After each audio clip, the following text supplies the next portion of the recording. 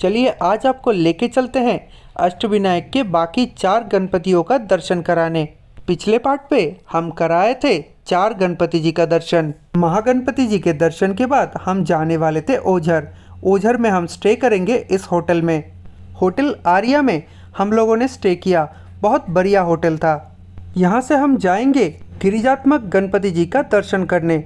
गिरिजात्मक गणपति जी का दर्शन करके हम लोग आएंगे ओझर में वापस, और ओझर में आके हम लोग विघ्नेश्वर गणपति जी का दर्शन करेंगे। गिरिजात्मक गणपति जी का दर्शन के लिए हम जा रहे हैं लेनियाद्री पर्वत पर, जहाँ के पर्वत के गुफाओं में स्थित है गिरिजात्मक गणपति जी का मंदिर।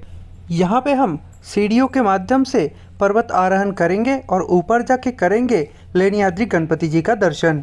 अभी हम लोग पहुँच गए हैं लेनियाद्री पर्वत के नीचे, जहाँ से ट्रैकिंग स्टार्ट होता है और हमें जाना है ऊपर इस मंदिर तक। लगभग 450 सीढ़ी चढ़ के ऊपर तक पहुँचना होता है। यहाँ से हम शुरू कर रहे हैं लेनियाद्री पर्वत की चढ़ाई। धीरे धीरे हम चढ़ने लगे हैं लेनियाद्री पर्वत पे। सावधानी के लिए कह देता हूँ, यहाँ पे बहुत सारे बंदर है, तो खुद को बचाते हुए आपको चलना है। आपके हाथ में कोई बैग या पोटला हो तो वो बंदर छीन के लेके जाते हैं। ये एरिया वन विभाग के अंदर पड़ने के कारण यहाँ पे बहुत सारे वन्य जीव जंतु देखने को आपको मिल सकते हैं। शाम के 6 बजे के बाद यहाँ पे ट्रैकिंग बंद हो जाता है। लेनियाद्री पर्वत से नीचे का नज़ारा भी बहुत सुंदर लगता है। अष्टविनायक दर्शन में ये हमारा पंचम मंदिर है।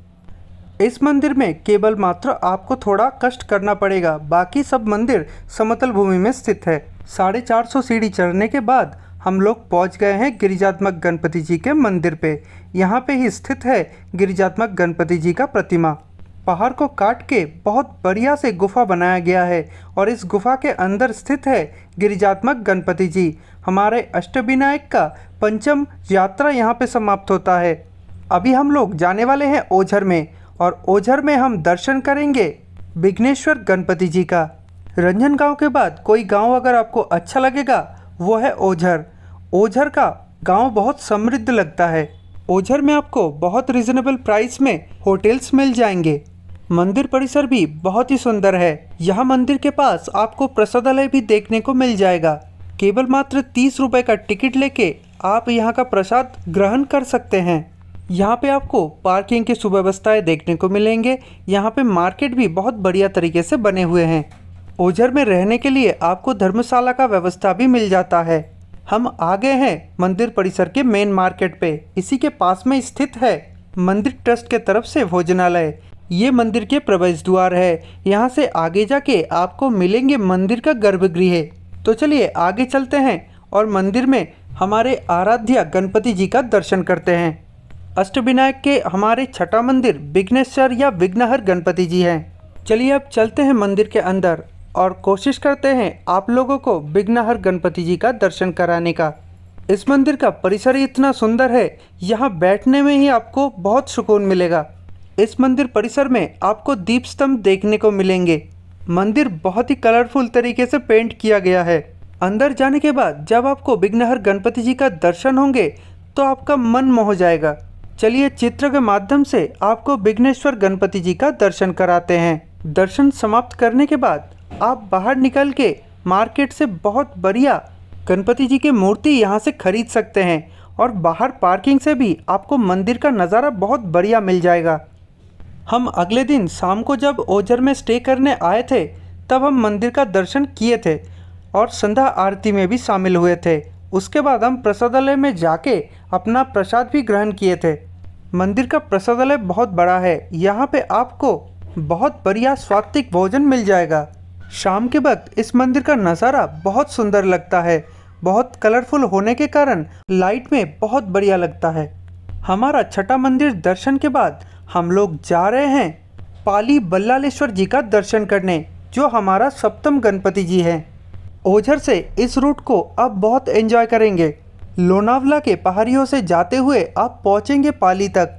हिल स्टेशन का मज़ा आपको इस राइड पे आने वाला है। बहुत बढ़िया हिल व्यू के साथ हम धीरे धीरे चल रहे थे पाली के ओर। यहाँ का नज़ारा बहुत ही सुंदर था।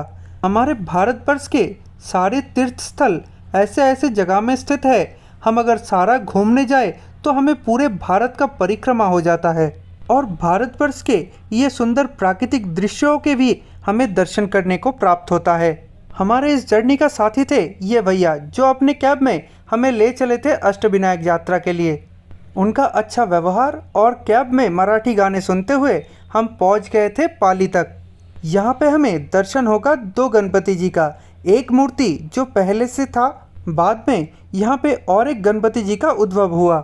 यहाँ से आगे चलते हुए आपको लेफ्ट में दुंडी विनायक जी का मंदिर मिलेंगे।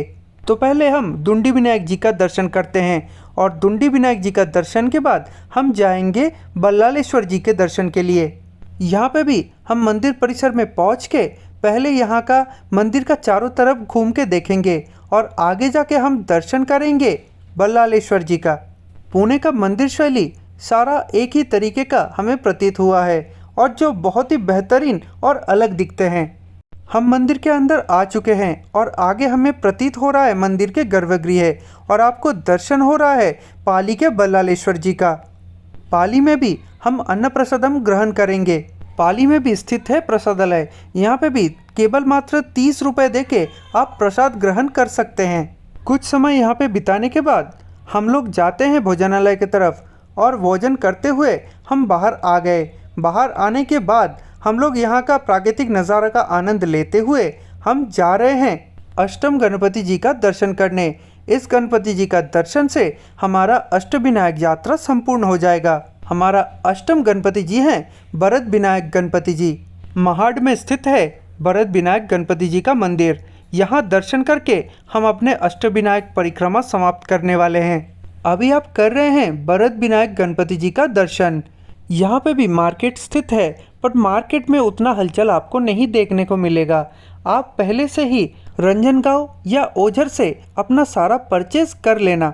भरत विनायक गणपति जी का दर्शन करने के बाद हमारा अष्टविनायक यात्रा संपूर्ण हो चुका है। अब हम लौटेंगे दोबारा पुणे। वीडियो अच्छा लगा है तो लाइक कीजिए और हमारे चैनल को सब्सक्राइब भी कर लीजिए।